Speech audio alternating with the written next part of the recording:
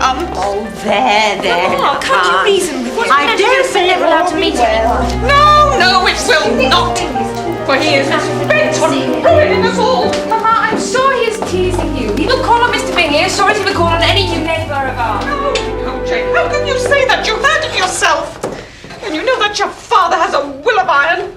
You're in the right, my dear. But I'll tell you what I'll do. I shall write to Mr. Bingley, informing him that I have 5 daughters, and he's welcome to any of them that he chooses. They're all silly and ignorant like other girls. Well, Lizzie has a little more wit than the rest, but then he may prefer a stupid wife, as others have done before him. There, will that do? No, I beg you will not write at all if you... Oh, you take delight in vexing me. You have no compassion on my poor nerves. You mistake me, my dear. I have a high respect for your nerves. They've been my old friends these 20 years at least. You don't know what I suffer. Well, I hope you will get over it and live to see many young men of 5,000 a year come into the neighbourhood. It will be no use to us if 20 such should come, since you will not visit them. Depend upon it, my dear. When there are 20, I'll visit them all. You see, Jane? He will not be prevailed upon. He'll see us all ruined. Oh, if only we'd been able to have sons. I do not wish to know. What should we care for Mr. Bingley, since we are never to be acquainted with him? But Mama!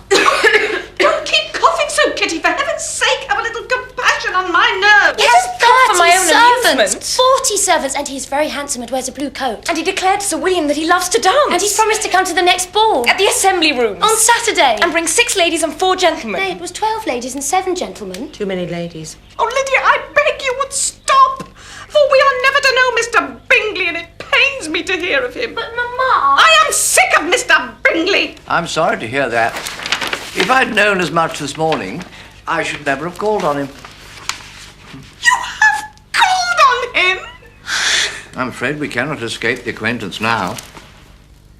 Oh, my dear Mr. Bennet, how good you are to us. Yeah, well. Oh, girls, is he not a good father? And never to tell us what a good joke. And there's no need to smile like that, Miss Lizzie.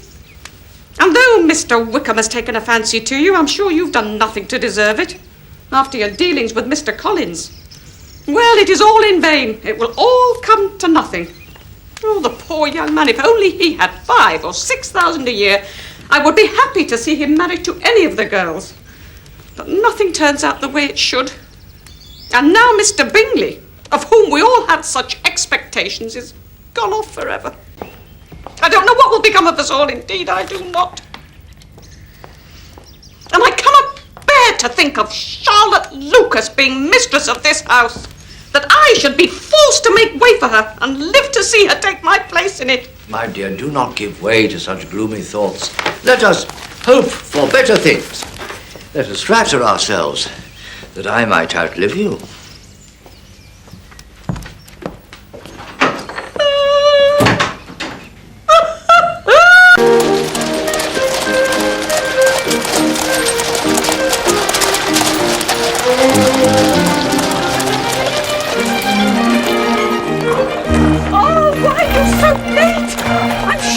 Your coat had overset itself, or you'd been attacked by robbers. Nonsense, we've had very good time. How do you do, Fanny? Oh, very ill, Edward, very ill. No one knows what I suffer with my nerves. But then I never complain. Oh, well, that's the best way to go about it, Fanny. You're very good, very good. Oh, what have you got there? Have you brought us some presents? Lydia. I see you've not changed, Lydia. Why, have I not grown? I in everything but good sense. Get yourselves in! Get yourselves in, for you've barely time for a change of clothes. We are bidden to the Phillips this evening. Lord knows I have no desire to be always going here and there at night. I should much rather sit at home and rest my poor nerves. Look, I understand your concern, my dear, but consider, Lydia will never be easy until she has exposed herself in some public place, and here is an opportunity for her to do so. At very little expense or inconvenience to her family. Excuse me, I must speak plainly. If you do not take the trouble to check her, she will soon be beyond the reach of amendment. Her character will be fixed as the most determined flirt that ever made herself and her family ridiculous. You know that Kitty follows wherever Lydia leads. Don't you see that they will be censured and despised wherever they are known? And that they will involve their sisters in their own disgrace? Lizzie, come here. Don't make yourself uneasy, my love. Wherever you and Jane are known, you must be respected and valued, and you will not appear to any less advantage for having a couple or, I may say, 3 very silly sisters. We shall have no peace at Longbourn if Lydia does not go to Brighton. Colonel Foster is a sensible man. And luckily, she's too poor to be an object of prey to a fortune hunter. Now, leave it now, Lizzie. I believe all will turn out well. Oh, Lizzie! Oh, brother! We are all ruined forever. If only Mr. Bennet had taken us all to Brighton, none of this would have happened. I blame those Fosters. I am sure there was some great neglect on their part, for she is not the kind of girl to do that sort of thing. If she had been properly looked after. Mamma. And now here is Mr. Bennet gone away. And I know he will fight Wickham, and then he will be killed, and then what is to become of us all? Those Collinses will turn us out before he is cold in his grave. And if you are not kind to us, brother, I don't know what we shall do. Sister, calm down. Nothing dreadful will happen. I shall be in London tomorrow morning, and there we will consult as to what is best to be done. Yes, that is it. You must find them out, and if they be not married, you must make them marry.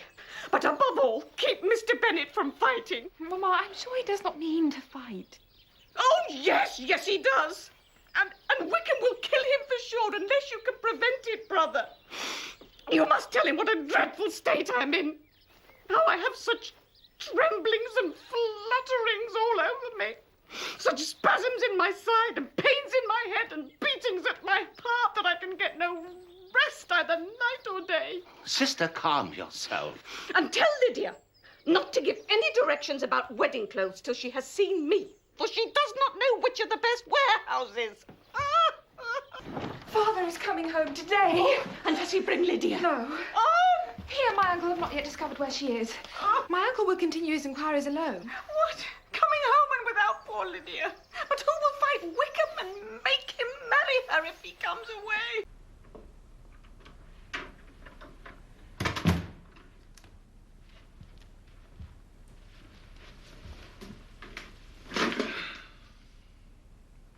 Well, Jane, Elizabeth, Mary, Kitty. You look so tired, Father. Must have been a dreadful time for you. Say nothing of that. Who should suffer but myself? It has been my own doing, and I ought to feel it. Oh, Papa. You must not be so severe upon yourself. No, Lizzie, let me for once in my life feel how much I have been to blame. I'm not afraid of being overpowered by the impression. It'll pass away soon enough. Lizzie, I bear you no ill will for being justified in your advice to me in May, which, considering the event, shows some greatness of mind, I think. I must take Mamma her tea. She still keeps her state above stairs, does she? Good. Then such an elegance to our misfortune. Another time I'll do the same. I'll sit in my library in my nightcap and powdering gown, and I'll give as much trouble as I can. Or perhaps I may defer it till Kitty runs away. 3 days he has been in the neighborhood and still he shuns us. I say it's all your father's fault. He would not do his duty and call. So you shall all die old maids.